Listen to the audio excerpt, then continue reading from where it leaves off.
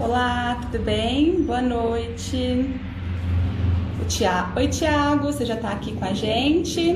Deixa eu só tirar o som aqui do meu telefone, um minutinho só, que eu vou precisar clicar aqui na tela. Tudo bem, pessoal? A Yasmin, querida, que bom que você veio. Vai ficar aqui um pouquinho com a gente, né? Bater um papinho. A Paty também. Olha só, muito legal. Bom, eu só vou tentar fixar aqui o tema. E aí eu já chamo o Thiago já. Deixa só eu tentar.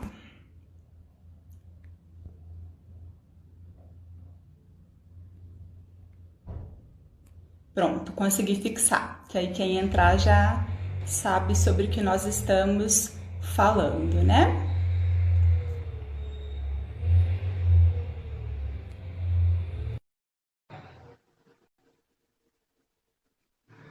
Bem, eu já enviei aqui o convite para o Thiago, meu querido amigo, professor, já está aqui conectado conosco. Tudo Ótimo. bem? Você me escuta?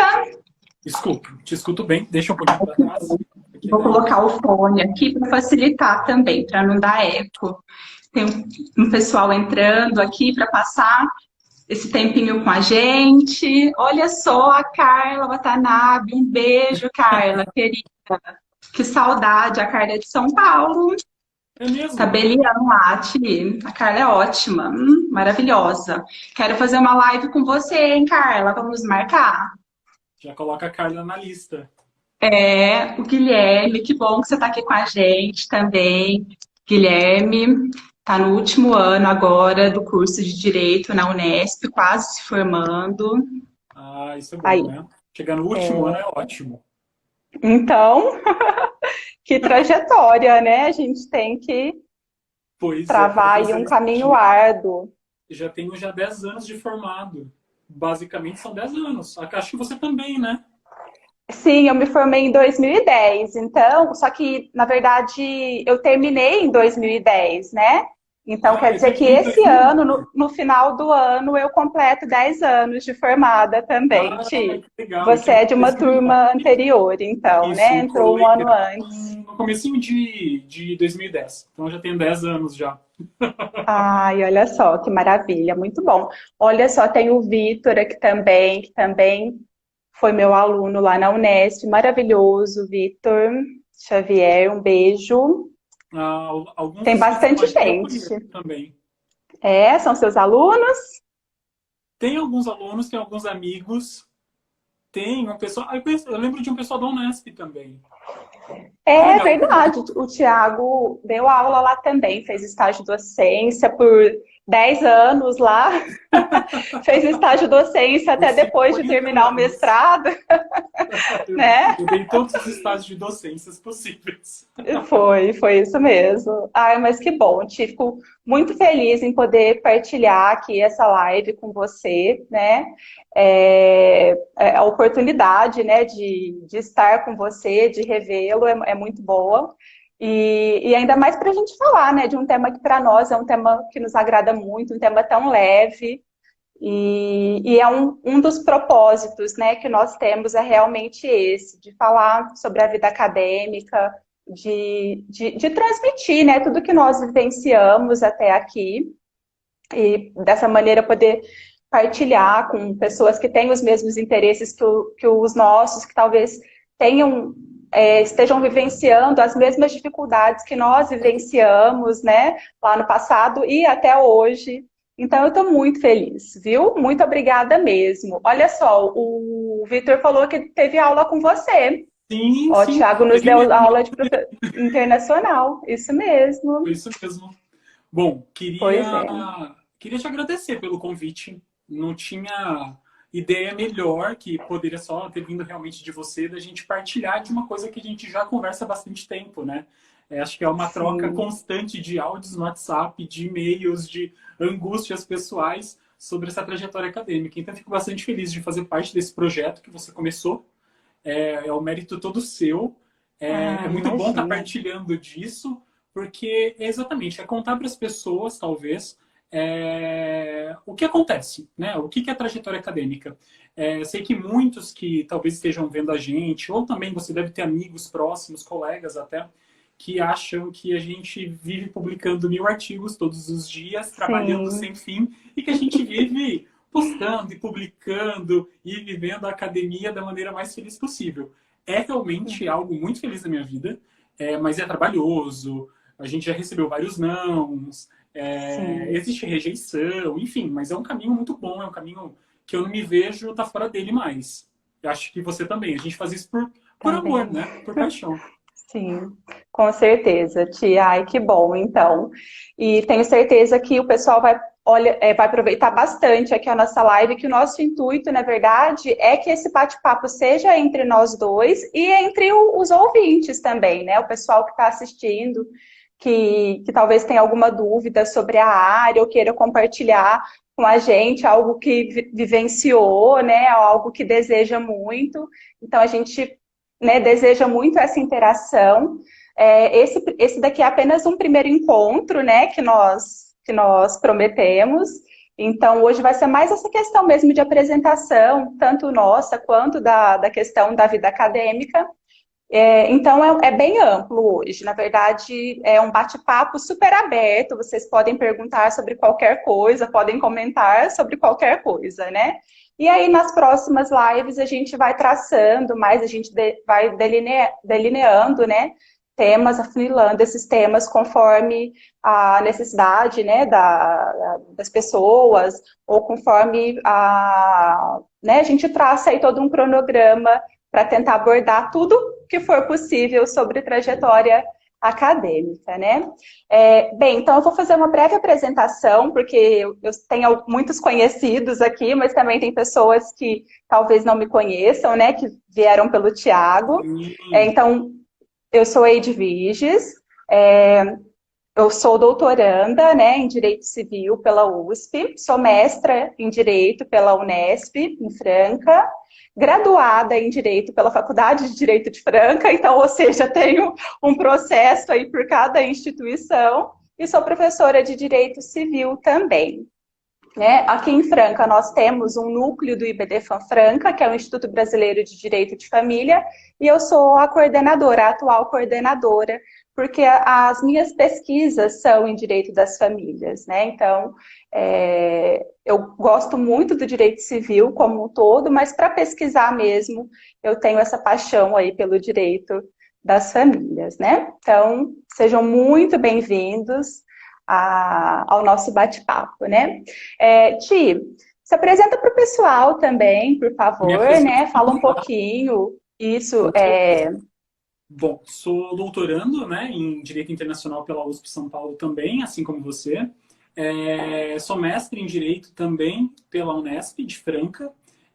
Fiz o bacharelado em Direito em Araçatuba, na Unitoledo, que é a minha cidade natal. Tenho especialização em Direito Internacional pela PUC. Tenho especialização em Direito do Trabalho pelo Damásio, onde eu também sou professor. E hoje também dou aula de Direito Civil, por incrível que pareça, né? Na FUNEP, que é a Fundação Educacional de Penápolis. Participo também de alguns grupos de estudo, ali dentro da Universidade de São Paulo, ali dentro da USP Ribeirão, a gente também tem um núcleo de Direito Internacional. Dentro da Academia Paulista de Direito, a gente também tem outro núcleo de Direito Internacional. Enfim, são alguns grupos de estudos que eu acabo participando, sempre dentro da minha área, que é Direito Internacional, principalmente Direito Internacional Público, né? Bom, acho que é isso, assim, uma breve apresentação do que a gente tem para falar, talvez. sim, e vocês perceberam, né, que a nossa formação, ela é muito próxima, né, na verdade, das instituições, né, Ti? E contemporâneas também, né, apenas a graduação, que não coincide, né, da mesma instituição. Por isso que o Tiago é um colega muito especial de profissão, né, da vida acadêmica, um amigo muito querido, porque de fato nós traçamos, né, o mesmo caminho. Viemos de caminhos diferentes, né? Não nos conhecíamos até então, né, no mestrado, de instituições distintas, mas já tínhamos os mesmos objetivos, e de lá para cá, então, a gente começou a traçar os mesmos caminhos apenas em áreas distintas, né, Ti? Isso Exato. é Na verdade, o muito nosso caminho ele é muito interessante. semelhante, né? Nós fizemos Sim, faculdade particular, acho que isso é importante a gente pontuar. sim, Nós migramos, né? Nós entramos no mestrado em uma universidade pública e agora a gente continua o doutorado numa universidade pública, o que é muito bom, o que faz a sim, gente ver o ensino de diversas maneiras, né? São diversos focos. E acho que para a gente falar sobre trajetória acadêmica, para nós que viemos de uma universidade particular do interior, eu acho que isso tem bastante peso, né? sim, Principalmente o com peso da certeza. possibilidade, que isso pode ser possível para todo mundo que quer. Sim, com certeza. Bom, então, na verdade, eu sempre tive, né, esse propósito de seguir uma carreira docente, de buscar uma trajetória acadêmica, mas no começo eu encontrei uma grande dificuldade, principalmente na graduação, né, porque eu não trabalhava com pesquisa durante a graduação, eu não recebia, né, todo esse acolhimento por parte da instituição onde eu fazia a graduação. E depois, eu fui descobrindo tudo muito sozinha, né? E foi muito sofrido, na verdade. E a partir de quando eu comecei a conquistar, né, esse caminho acadêmico, e foi tudo funcionando, tudo dando muito certo, eu fiz essa promessa, né, de que eu falaria, sim, né, com alunos, com pessoas próximas, com pessoas queridas, sobre esses caminhos que nós devemos traçar para buscar, né, o desejo da docência, o desejo da pesquisa.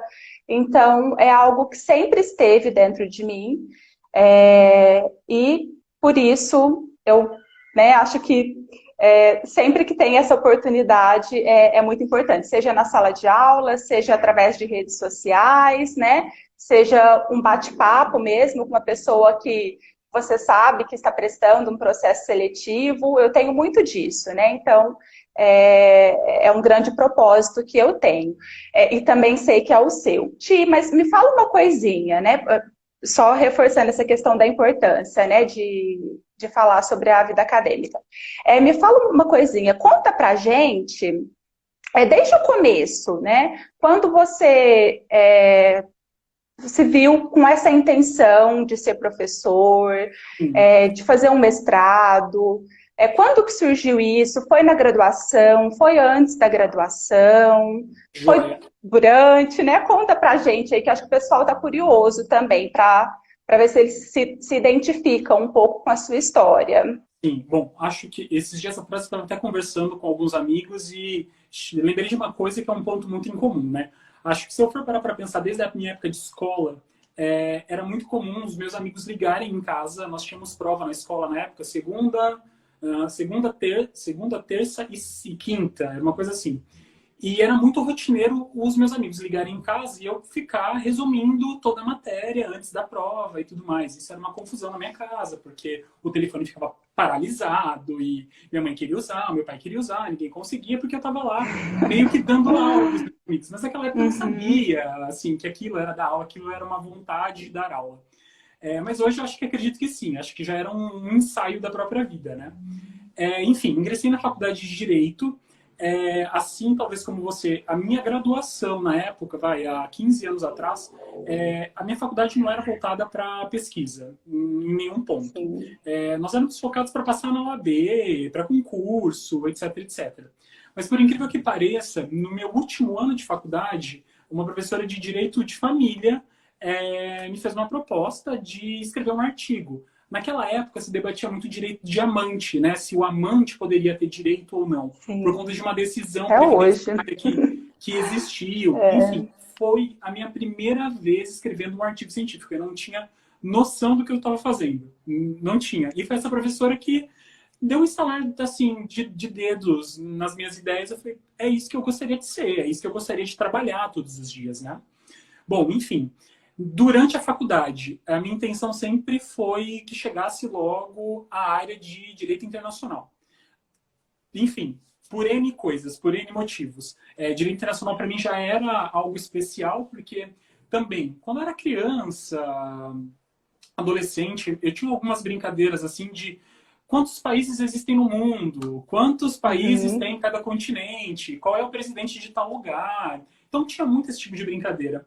E tinha um livro que eu acabei lendo também na época do vestibular, que para mim foi um divisor de águas, que é um livro do Sérgio Vieira de Mello, que inclusive virou um filme recente agora do Netflix. Ele é um diplomata que acabou morrendo numa missão em Sim. Bagdá, etc. Então esse livro também para mim foi um divisor de águas. Eu sempre pensava muito em direito internacional e pensava, eu quero atuar nisso. E durante a faculdade fiz gestando. Acabei fazendo TCC em Direito Internacional e tudo mais, mas não ingressei em mestrado e nem doutorado, não pensava na carreira acadêmica até então. Diferente, talvez, de muitos amigos nossos que nós temos em comum, as pessoas Sim. saem da graduação e já ingressam direto no mestrado e depois no Uhum. doutorado, enfim. Eu fiz o caminho inverso. Eu fiz a faculdade, terminei ela, fiz a OAB, passei e fui trabalhar. Fui trabalhar como advogado trabalhista, enfim. E chegou um momento em que eu tinha aberto o escritório já estava bem, a gente já tinha uma cartela de clientes, não sei o que, eu e minha sócia. Aí eu pensei, falei, bom, acho que é o momento agora de eu, talvez prestar um concurso. E foi com essa ideia de prestar um concurso que eu vi o edital da Unesp de Franca para o mestrado. Prestei Olha só, e passei. não sabia, A proposta que era um concurso virou um mestrado. Mas não já me chamava sabia. bastante atenção, né? Acho que só para fechar essa ideia. Já me chamava Uhum. atenção essa história do mestrado, era algo que eu pensava, assim, eu quero muito viver esse mundo da pesquisa.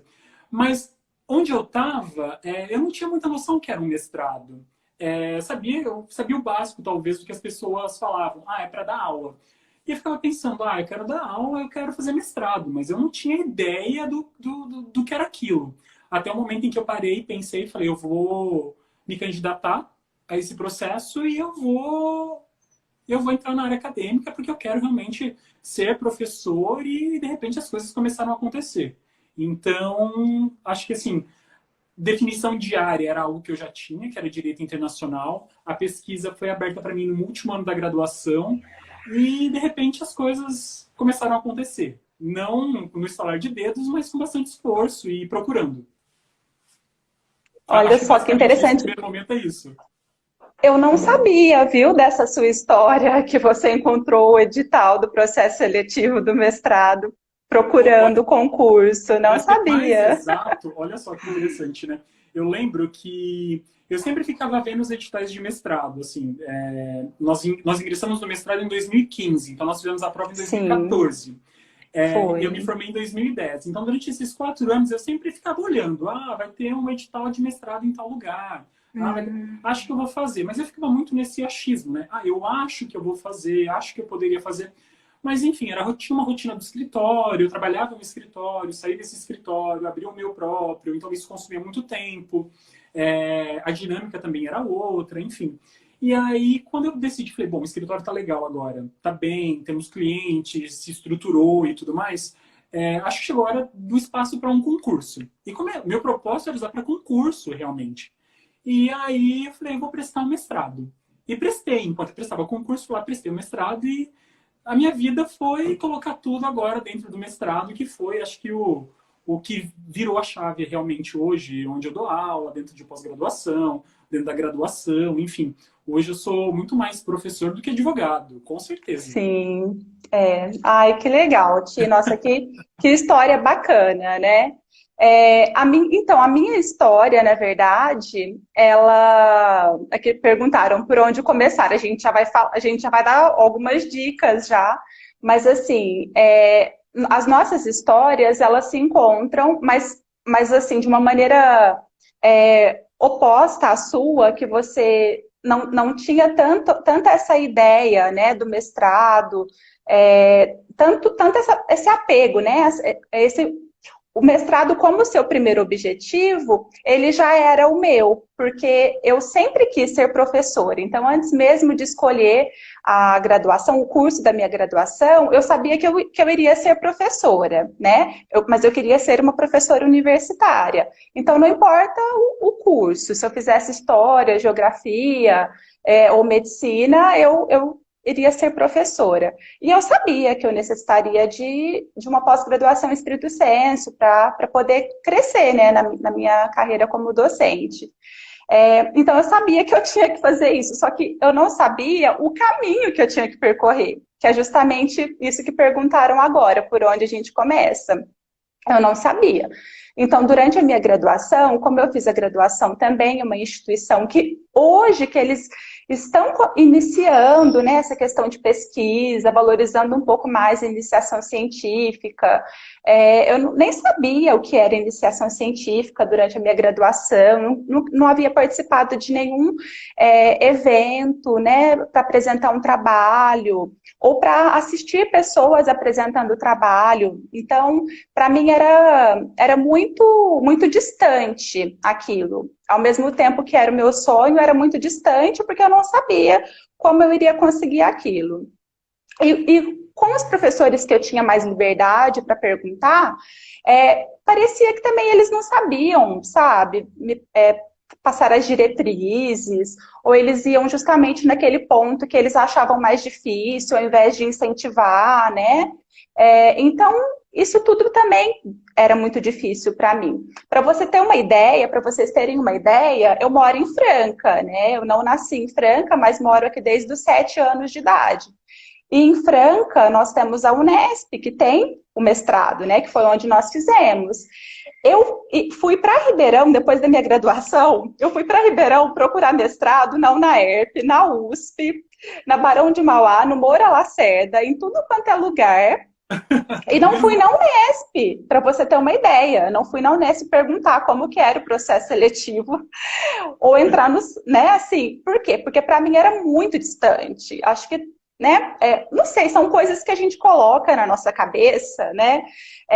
De fato, existem mesmo instituições ou professores que, né, têm uma preferência por alunos que eles já têm um trabalho, né, consolidado durante uma iniciação científica, por exemplo. Então, de repente, né, um aluno desse concorrendo com um aluno de fora, esse aluno ele vai ter mais vantagem, sim. Mas eu acho que isso também não pode, de maneira alguma, ser um impeditivo para você participar, né? Para você tentar. Com certeza. Então, e para mim era um grande impeditivo. Para mim a Unesp era algo muito distante. Mas aí eu não consegui, né? Em Ribeirão não tinha, a USP ainda não tinha mestrado, a UNAERP tinha perdido mestrado na época. Então, assim, não consegui. Fui fazer pós-graduação lato sensu mesmo, fui advogar como você, mas sempre com essa vontade de fazer o mestrado e tal. Até que então eu sempre entrava, a cada semestre eu entrava no site da Unesp para pesquisar, olhava os processos seletivos anteriores. O Ulisses foi meu professor lá no COC, foi meu professor de História. Ulisses, muito bom tê-lo aqui conosco. Então, eu comecei a olhar esses editais de processo seletivo. Isso foi bom, por quê? Porque lá eu via o nome dos orientadores. Então, era até uma maneira mais fácil de eu entender o que aquele orientador pesquisava, né? Quais eram as etapas daquele processo seletivo. E aí, aquilo ficou um pouco mais familiarizado para mim. Só que, por outro lado, a questão do orientador, para mim, parecia muito, muito, muito irreal, né? Como que alguém que não me conhece, né, vai me aceitar? Então, eu sempre tive isso comigo, né? Sim. Principalmente naquela época. Mas aí eu enviava um e-mail, né? Pedia um contato pessoal, uma reunião, para eu falar um pouquinho, para eu mostrar o meu interesse, para eu demonstrar meu interesse. Para mim isso era muito necessário, né? E aí, a primeira vez que eu tentei, né, não deu certo. Nós tínhamos uma vaga com 14 inscritos, então eu fiquei em segundo lugar. Não deu certo, foi. Não deu certo, mas por outro lado foi muito bom, porque foi uma maneira de eu fazer um contato, né, com que seria minha orientadora no futuro, né? Então, isso foi legal nesse sentido. E aí, no segundo ano, acabou que deu certo, né? Mas o que que eu tirei disso tudo? Porque no ano em que eu não fui aprovada, a orientadora e a outra examinadora da banca, elas falaram para mim, olha, o seu projeto é legal, você defendeu ele bem, mas o seu currículo você não tem nada, você não tem produção, não tem apresentação de trabalhos em eventos, não tem artigos publicados, você não tem produção. E o primeiro candidato tinha uma produção, assim, muito vasta. E Sim. aí eu fiquei com isso na minha cabeça. Para eu ser aprovada, eu tenho que produzir. Para eu ser aprovada, eu tenho que produzir. E utilizei aquele ano, então, para tentar melhorar, né, o meu currículo nesse sentido. Aqui em Franca tem eventos, e eu comecei a participar desses eventos, apresentação de artigos. Peguei meu TCC, transformei em um artigo. Peguei a monografia da pós-graduação, transformei em outro artigo. Coisas que a gente já tem, sabe? Sim, sim, Né? sim. Coisas O que material a já gente já estava disponível. tinha. E isso já estava ali pronto, é só você atualizar, transformar ele em um artigo e participar de um evento ou enviar aquele artigo para publicação, né? Então, eu acho que um dos passos, na verdade, muito importantes, e até eu quero saber de você como que foi essa questão, porque você falou que você teve um artigo publicado, né? Se você achou que isso pesou também, eu sei que você foi escolhido logo de cara, né? Mas Foi. eu quero saber se isso, de certa maneira, reflete, tem um peso. Agora a gente tem a experiência do doutorado também, né? Sim, com certeza. Então, que novamente foi um outro processo seletivo, contato com outros orientadores, para a gente começar a traçar essa questão para dar dicas para o pessoal Sim, ó, também, primeira né? coisa, você, acho que, eu já falei isso para você, que você foi totalmente, fez a leitura, o mapeamento de todo o processo, de como deveria fazer, como não deveria. Bom, quando alguém me pergunta assim, nossa, mas você acha que eu vou conseguir? Ou o que que você faria? A primeira coisa que eu falo é, manda um e-mail para a pessoa que você quer como Sim, orientador, identifica a área do que você gosta, porque eu sim. falo isso muito para os meus alunos, principalmente para os meus orientandos. Não escolha uma área que você se aborreça depois, que você Isso. enjoe. Porque, por exemplo, eu me aborreço com os meus temas, mas eu gosto muito deles ainda. Então, para mim, não é Uhum. desprezível, nunca. Então, primeiro você tem que fazer uma coisa que você ama, porque você vai ver aquilo todos os dias, vai enjoar, vai deixar lá de lado por um tempo, depois você volta, enfim. E a vida acadêmica vai caminhar dentro dessas áreas, né? Dentro da área que você optou. Eu fiz totalmente diferente de você. Na verdade, eu não fiz literalmente nada disso. Como foi para mim? Falando sobre sims e nãos. Quando eu estava no último ano da faculdade, esqueci de contar isso. Eu participei de um processo seletivo de mestrado em Relações Internacionais do Santiago Dantas, que é um programa um programa de mestrado e doutorado, né, na época eu prestei pro mestrado, que é feito pela USP, pela PUC e pela Unesp, né? São as três universidades que oferecem. Bom, eu era quintoanista, né? Último ano da faculdade. Passei na primeira fase, que era a seleção de projetos. Então eu tinha falado, o projeto, na verdade, ele era algo da minha monografia, do meu TCC, que era cooperação internacional em lavagem de dinheiro. Fiz um projetinho em cima disso, mandei, ele foi aceito. Precisei fazer prova de línguas, fiz a prova de tradução de línguas, passei. Teve uma prova dissertativa de 10 livros, e eram todos livros em relações internacionais. Eu estava fazendo direito, no quinto ano, não tinha nenhuma Uhum. bagagem, mas li, peguei resenha na internet, lembro que foi assim, uma verdadeira confusão. Passou uma semana, porque os resultados saíram assim, num lapso aí de uma semana. Foi o tempo que eu tive para estudar. Nossa. Fui aprovado na prova escrita, fui para a entrevista. Eram 15 vagas, éramos 17. Aí eu fui reprovado. Não passei e Uhum. tudo mais, mas hoje eu entendo, assim, aquilo me frustrou um pouco, mas hoje eu entendo que foi ótimo É, ter acontecido. Eu não tinha maturidade sim. acadêmica, não tinha. Tudo que eu tenho hoje, assim, eu vejo que eu não tinha naquela época. Então, o mestrado em Direito veio na melhor hora possível. E aí, como foi? Como eu tinha te falado, eu acompanhava, assim, de longe os editais de mestrado e eu vi que tinha sido publicado da Unesp. E assim, eu vi isso numa segunda-feira, o prazo final era sexta-feira. E ela falava assim, tinha que reunir a documentação.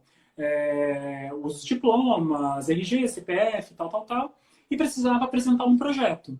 E no nosso Sim. edital daquela época era um projeto assim que era meio que as escuras, assim, porque não tinha o que deveria Sim. ter nesse projeto. Hoje a gente sabe Uhum. que todo projeto precisa ter objetivo, justificativa, hipótese, Sim. referência bibliográfica, né, o básico. Mas eu não tinha muita ideia, assim, e realmente, porque eu não tinha maturidade acadêmica, não vivia isso. Eu vivia para estudar para concurso e advocacia, né? Então me faltava essa maturidade. Mas enfim, tinha um projeto, pesquisei na internet e tinha que o prazo, isso era uma segunda-feira quando eu vi. O prazo final era sexta-feira, então eu tinha uma semana para organizar tudo. Aí o que eu fiz? Organizei tudo, quinta-feira postei todos os documentos para a Unesp de Franca. E assim, eu pensava, Franca é ali do lado. Mas era muito longe, era muito distante, eu não Uhum. tinha muita ideia. Era. Enfim, o projeto foi aceito, né? E percebam, né, nesse meio tempo, eu não mandei e-mail para o orientador, nós tínhamos que apontar um orientador, nós tínhamos que apontar uma área, a gente tinha que apontar tudo. Eu não fiz contato nenhum com ninguém, porque eu realmente não. Nunca ninguém me deu essas dicas, eu também não tinha para quem perguntar, porque eu não tinha ninguém próximo que tinha feito mestrado ou estava fazendo mestrado, então eu fui muito às escuras, literalmente. Enviei o projeto com toda a documentação, apontei um orientador, porque era o único orientador que a gente tinha ali, ou melhor, eram dois orientadores de direito internacional, mas o único que focava em direito internacional público, que era o que eu queria, era o Daniel, que foi o meu orientador. E nós tínhamos a professora Jatijane, que falava sobre Sim, comércio internacional, internacional. o que não era a minha praia. Então eu defini dessa forma. Bom, é a área que eu gosto, que é internacional, é o professor que tem, porque não temos outro, e tudo bem. E aí eu fui aprovado, meu projeto foi aprovado, e aí veio o grande dia da prova de línguas, que a gente tinha que escolher também. Era tudo meio às escuras, né? A gente não sabia se era uma prova de tradução, nós não sabíamos se era uma prova de perguntas e respostas, se era uma prova Sim. objetiva, né? A gente não sabia. Eu escolhi inglês, porque era a língua que eu tinha familiaridade. Na época, eu acredito que a gente poderia escolher inglês, francês, italiano e alemão, e não tinha espanhol. Isso, Eu lembro não, que não espanhol, assim, tem. as pessoas adoravam espanhol, mas espanhol não tinha. É, E aí não, foi uma aqui prova, na Unesp não tem não espanhol. tem, né? Aí foi uma prova Não. de tradução. Eu lembro até hoje que a tradução do nosso texto foi sobre Pinochet. Pelo menos de inglês era Foi. Pinochet. Eu fiz inglês também, foi. Exato. Lembro exatamente como hoje. Era para a gente traduzir, eram, sei lá, talvez umas 15 linhas, era para traduzir do inglês para o português. Ótimo. Então, esse seria o primeiro desafio. Passei e fui fazer a prova escrita. E quando sai o resultado do inglês, né, das línguas, a gente Uhum. tem uma semana no calendário, né, para realizar a prova Sim. dissertativa. E acho que você também se recorda, né? Então, nós tínhamos, eu não lembro, eu não sei se hoje em Franca ainda são 3 áreas. Eu acredito que hoje só são 2 áreas de concentração, né? O mestrado. Mas É, eu acho que ainda são três, ainda Ti. são Não 3. sei se juntou Eu isso. lembro que assim, eles deram no edital, né? Falava que a prova dissertativa ela iria consistir em as 10 bibliografias apontadas da parte geral, que todo mundo deveria saber, que é essa parte mais de direitos Uhum. humanos, direito constitucional e tudo mais, são as Era 10. filosofia. Filosofia, sociologia do direito, Uhum. né? Que é a base, né? Que são os primeiros anos da graduação. Que às vezes a gente negligencia, mas dentro do mestrado e do doutorado é assim. Hermenêutica, tinha É, texto de hermenêutica jurídica. sim, é o direito penal da pós-graduação, né? Aham. E aí, é o que eu fiz. Então, assim, saiu o resultado, então eu tinha uma semana. Eu sabia que tinham 10 livros de parte geral para ler, porque uma das perguntas falaria sobre parte geral, que seriam para todos os candidatos do mestrado, e depois dentro da linha. Então tinham mais 10 bibliografias, né, mais 10 livros, artigos, dentro da minha linha que era internacional, porque eles iriam sortear Uhum. 24 horas antes uma pergunta da parte geral e uma pergunta da parte especial. Isso. Eu não sei se você lembra disso. Aí o que eu fiz? Bom, meu nome estava lá, aprovado, Falei, bom, vou na internet. Comecei a baixar aquele monte de livro, fiz as pastinhas no computador. Aí eu passei uns 2 dias falando assim, eu não vou conseguir ler isso em menos de uma semana para fazer uma prova. Uma prova dissertativa, né? O que eles vão perguntar? Não sei. Como que eu vou ler tudo isso? Aí que eu pensei, montei uma estratégia, né? A minha primeira estratégia foi, eu vou procurar resumo. Resumo e resenha. Legal. Procurei resumo e resenha. Então, 20 resumos, né, / resenhas, para falar sobre todas as bibliografias apontadas. Faltando uns 3 dias para sair, para ter o sorteio, né, da prova, realmente, para saber quais eram os pontos que iriam cair na prova 24 horas depois, eu comecei a fichar esses textos e pegava as ideias dos principais autores. Então, se talvez o autor lá era Kelsen, eu fui ler sobre a teoria pura. E falei, bom, eu vou começar a decorar algumas frases, porque na hora da prova dissertativa, eu posso colocar essas frases. Essas frases vão causar impacto na prova, né? Método de vestibular eu usei, assim. Isso. Né? Foi a minha estratégia. Enfim, 24 horas antes foram sorteados os pontos. Então, 8 horas da manhã, por exemplo, de hoje sortearam, 8 horas da manhã de amanhã, a gente estava lá fazendo a prova, né? E aí a gente sabia, então, nesse dia, que era uma dissertação sobre os temas, sobre esses 2 temas sorteados. E aí o que eu fiz? Nessas 24 horas, eu fiz 2 dissertações. Eu sentei e fiz 2 dissertações. Quando eu terminei e coloquei tudo que eu queria de todos os autores, e aí a gente já sabia também que eles entregariam uma folha, né? E a gente poderia escrever só frente e verso. Falei, eu vou completar, eu vou escrever até a última linha, porque é a minha chance agora e eu vou entrar nesse mestrado. Então, meu planejamento foi, eu vou fazer as dissertações. Fiz as dissertações, inseri os principais autores daquelas temáticas que já tinham sido sorteadas e passei a madrugada inteira decorando. Eu decorei as minhas dissertações. Eu decorei também. Eu decorei. Então, chegou na hora da prova, o que eu fiz? Bateram o tempo, eu sentei e psicografei aquilo que eu tinha decorado na noite anterior. E aí, com muita alegria, fui aprovado e fui para a entrevista. E aí, na entrevista, é que quando a gente fala, né, para alguém que está começando a carreira acadêmica, olha, manda um e-mail para o orientador, diz a sua ideia, isso é importante, porque às vezes a gente quer falar sobre um tema X, mas o orientador ele é da área, mas ele talvez não trate sobre aquele tema X. Isso. Foi o que aconteceu comigo, basicamente. O professor Daniel, ele é de Direito Internacional, principalmente Direito Internacional Público, e eu estava falando sobre Direito Internacional Público misturado com Direito Internacional Privado, falando sobre cooperação internacional em crimes de lavagem de dinheiro. E a primeira coisa que ele me falou foi, olha, eu não oriento essa temática, mas eu tenho muito conhecimento para te passar. Então, isso é bom a gente conhecer, porque eu não fiz esse primeiro contato como você já tinha feito. Eu cheguei lá, assim, exatamente cru. E a minha entrevista, ela foi assim, nós tínhamos que entregar o currículo, né? O currículo Lattes. O meu currículo Lattes tinha um artigo que era dos direitos da amante, tinha as 2 especializações, tinha, acho que talvez umas 2 ou 3 apresentações de análise em trabalhos.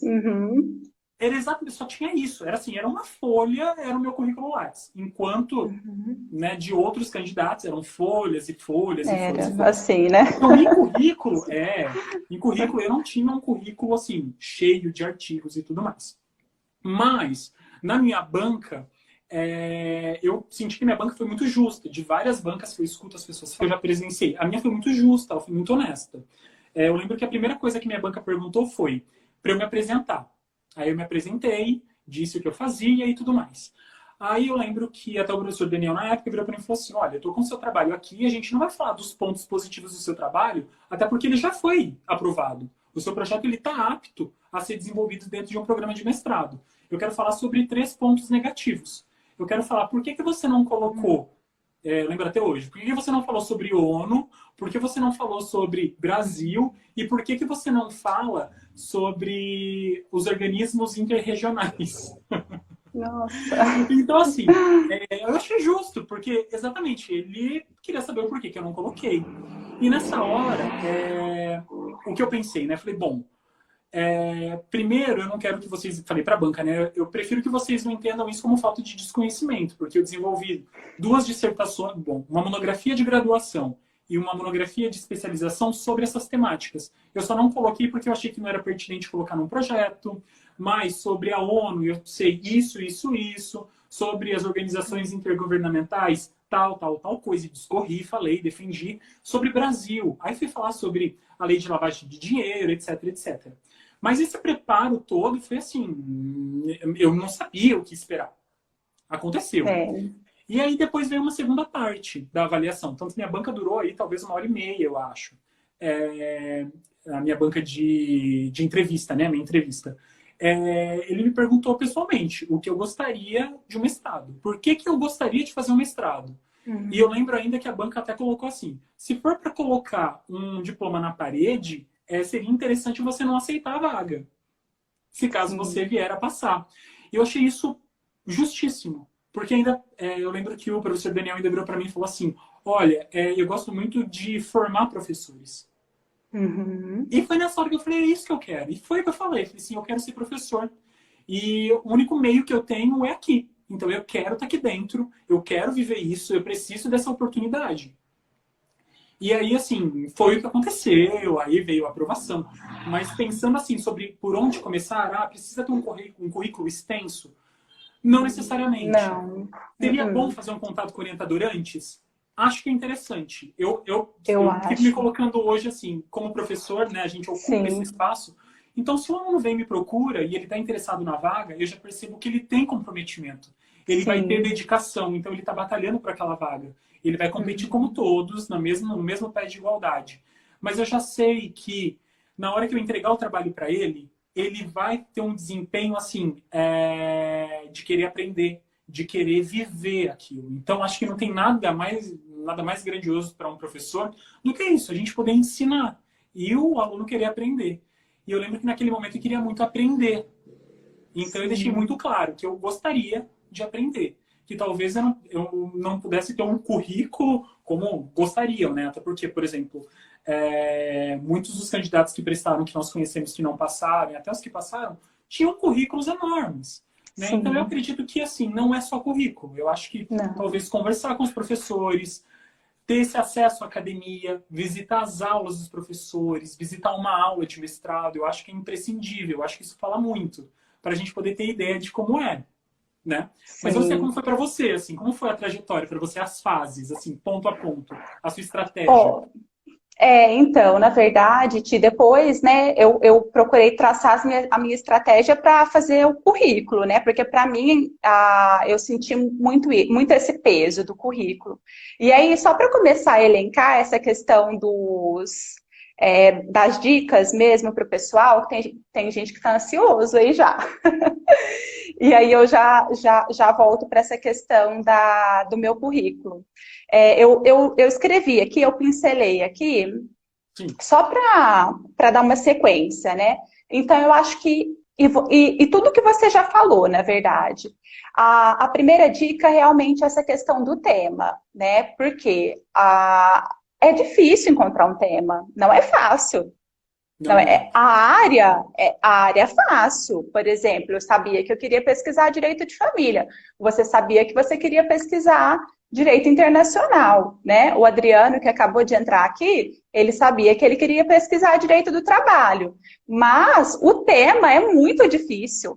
Você escolher o tema, saber se aquele tema é bom, se ele vai agradar a instituição, se ele vai... O recorte, se ele vai, tema. Isso, o recorte dele, né, se o orientador vai gostar, se ele vai se encaixar na linha de pesquisa do orientador que você pretende, ou em qualquer linha de pesquisa daquela instituição. Programa até, né? Porque às do vezes próprio a gente programa. tem vontade, mas assim, o programa não comporta. Eu tenho um amigo que está fazendo agora mestrado em Direito e a universidade onde ele está fazendo é voltada à tecnologia. Então, assim, eles vão, né, ajudar, vão proporcionar, abrir os caminhos para quem quer pesquisar essa área e não algo mais conservador. Hermenêutica jurídica, por exemplo, né? Vamos falar sobre isso. Não vai ser. Pois é.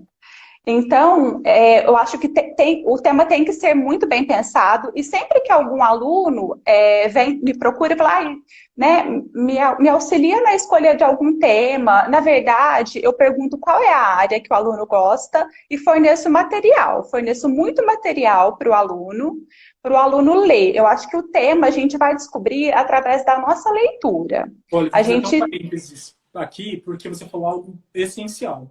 É algo que o professor Daniel me falava muito. Não adianta querer sentar, abrir e fazer um projeto. Primeiro você lê. Não, Você tem que ter mais horas isso. de leitura do que horas de escrita. Com certeza, com certeza.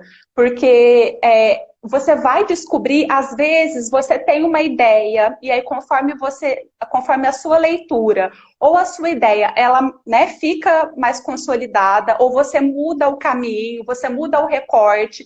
Então, depois que você decidiu a área de pesquisa, você tem que ler. Então, o primeiro passo realmente é muita leitura para você chegar em um tema, né, em um tema legal. Depois, e a escolha de um bom tema, e aí também tem essa questão, né, Ti? Você não vai escolher um tema, ou um tema que está na moda, ou um tema que você sabe que seu orientador gosta muito. Você tem que escolher um tema que te agrade, um tema que você goste também dele. Um tema que vai te fazer bem pesquisar, porque pesquisar não é fácil. Escrever é muito difícil. Enjoa, É né? terrivelmente difícil escrever. E se você Sim. não gosta se você acha que gosta daquele tema, mas na verdade você não gosta, vai ser tudo muito difícil, Acho que né? fazendo uma conexão a isso que você está falando, a gente tem muitos amigos em comum, talvez uma boa parte da academia, que o pessoal que faz direito, faz mestrado, as pessoas acabam não indo para o doutorado, uma boa parte delas, porque se Sim, traumatiza no mestrado. sim, Por conta de justamente. tema, Por conta de tema. porque não gosta daquilo, ou então gostava, mas aí depois começou a trabalhar tanto com aquilo, começou a pesquisar tanto, que começa a virar uma pena, né? Isso começa a pesar. Isso. Então, escolher um tema, para mim, é o começo de qualquer trajetória acadêmica. Algo que te Sim. agrade, que você pode se E, aborrecer, mas que aquilo sim. ainda, né, seja uma grande vontade, um grande amor por você. Acho Com importante. certeza. E a escolha de um tema que tem uma boa problemática, vai facilitar muito no desenvolvimento do seu projeto, vai deixar o seu projeto muito bom. E o peso de um projeto de pesquisa, na verdade, um projeto de pesquisa tem um peso muito grande na sua seleção, na sua aprovação.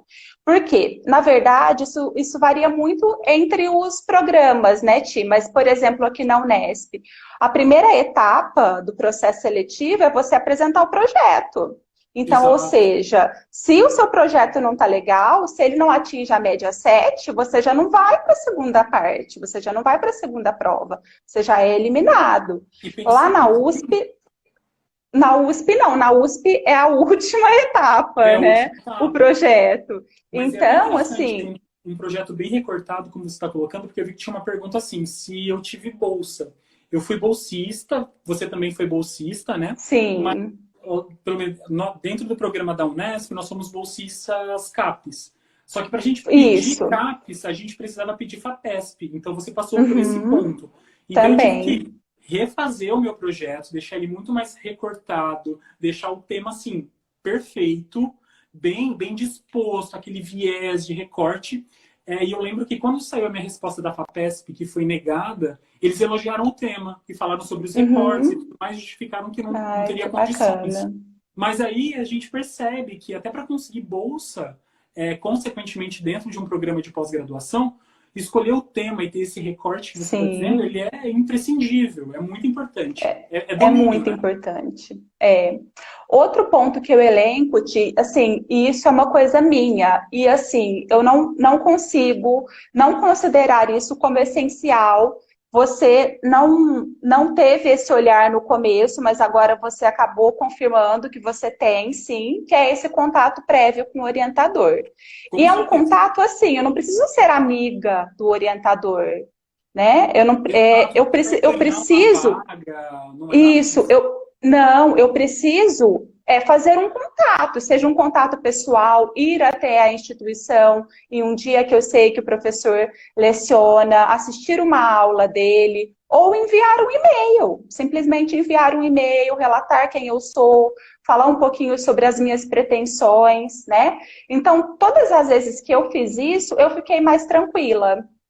E eu passei por um perrengue danado para conseguir minha vaga de doutorado, né? Porque eu fiquei no pé de uma professora um tempão, ia para São Paulo em dia que eu não podia, porque eu dava aula aqui em Franca, aí trocava a aula, né, para poder ir para São Paulo, para assistir a aula dessa bendita da professora, porque eu queria que ela me orientasse, conversava com ela todas as vezes, e a mulher não me aceitou no final. A gente Não me tem que ter aceitou. esses momentos, Aí né? tinha uma vaga remanescente para um professor que orientava a família. Eu falei, eu tenho que indicar esse professor, mas eu fiquei o ano inteiro no pé da outra professora. Como que eu vou indicar esse professor agora se ele não me conhece, se ele não sabe quem eu sou? Como que eu vou fazer? Fiquei desesperada. Mandei e-mail e ele é desembargador, né? O professor Gavião, que é o meu orientador. Então, Sim. nossa, eu lembrava, a fulana foi assessora dele. Eu mandava e-mail para fulana tentar me colocar Eu em lembro contato no dessa época para gabinete. ter contato. Foi, porque já estava em dezembro já era praticamente férias, né?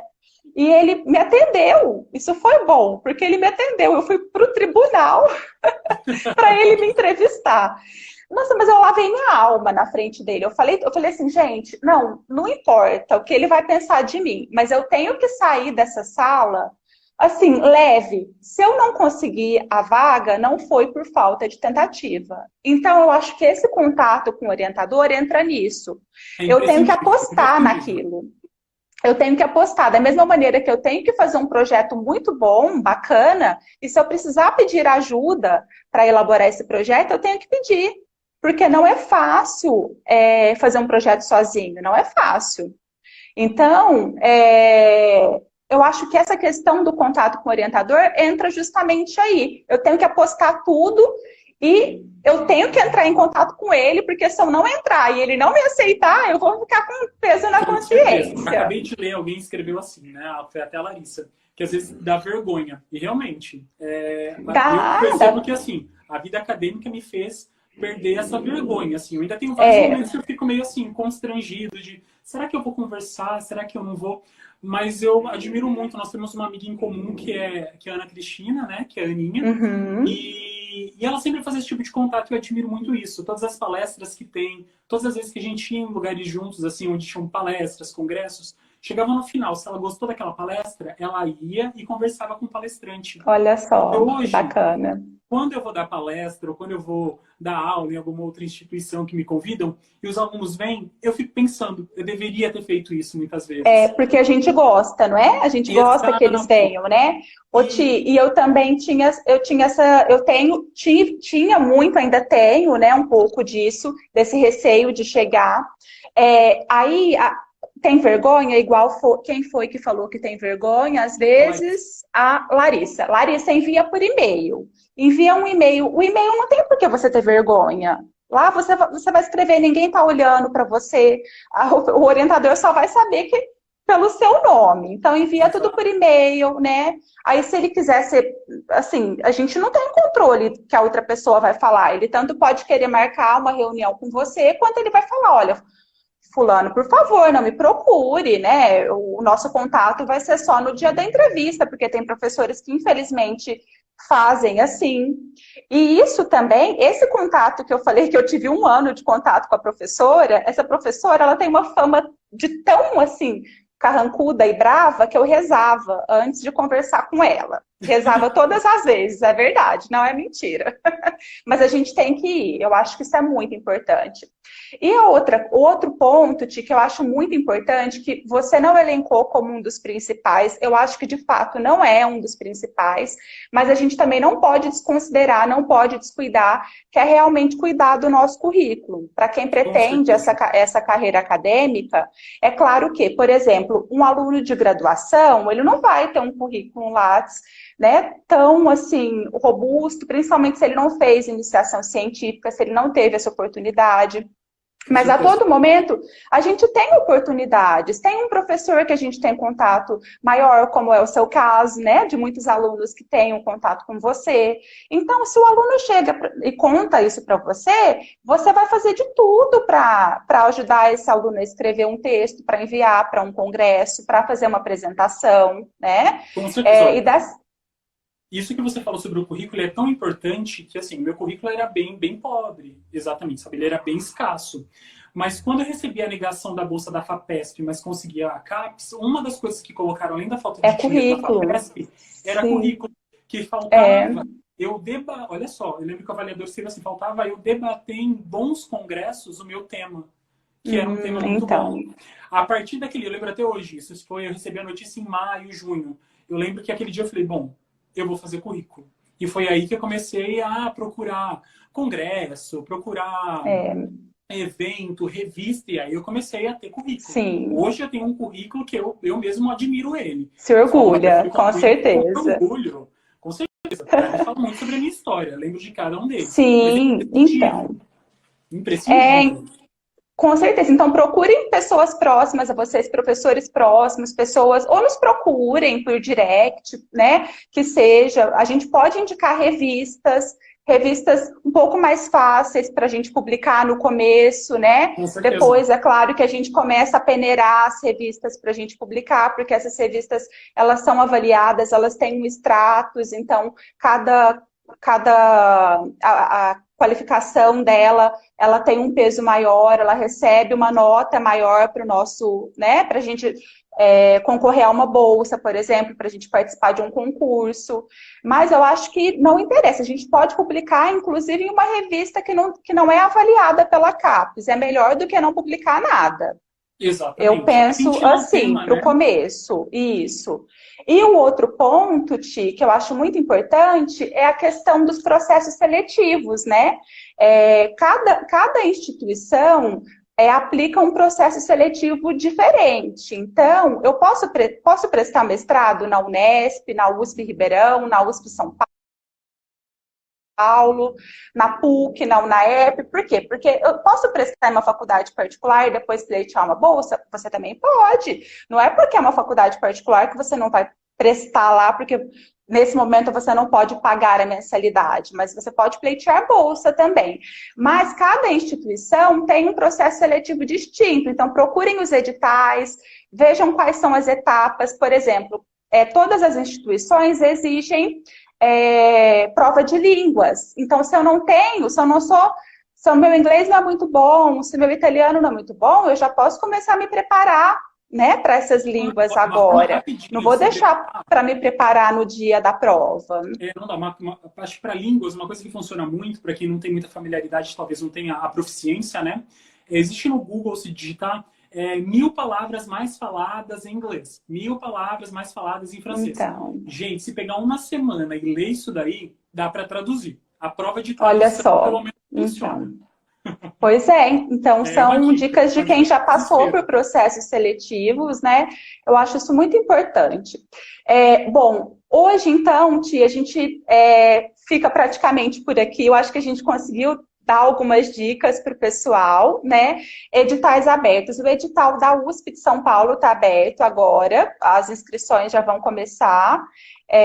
Aqui na Unesp costuma abrir mais ou menos em final de julho, começo de agosto, né? Ribeirão, E da eu acho que sim, a USP Ribeirão, Ribeirão. isso, de Ribeirão é para começar no meio do ano lá, não é? Eu não tenho Isso, é algo assim. certeza. Então, isso, ó, o Adriano acabou de falar que a USP Ribeirão está aberto, sim. A gente Então está tem falando de que ficar mestrados públicos atento. também, né? Que são os únicos, são os Isso, três mestrados públicos que nós temos no Estado. O que temos no Estado. O que acho que tem que ficar na sim, cabeça das pessoas. Existem os particulares. Mas, às vezes, sim. colocar... Quem sabe uma outra vez a gente pode falar sobre contas, assim, né? O que vale mais a pena. Claro, É isso a gente interessante vai isso. fazer uma sequência de lives, tá bem, pessoal? A gente não vai prolongar hoje, não, mas aí a gente na próxima semana, se o Thiago puder, a gente volta e a gente fala, a gente dá continuidade, a Combinadíssimo gente já. delineia, a gente já começa em um tema específico, pode ser? Muito Perfeito. obrigada, viu, Ti? Obrigada pela Obrigado a presença de você. todo mundo. Eu só vou tirar aqui os comentários rapidinho para fazer uma. Não sei se eu consigo tirar para fazer uma. Ô, Ti, chega um pouquinho para o lado para eu fazer Assim, um print. Isso. Aham.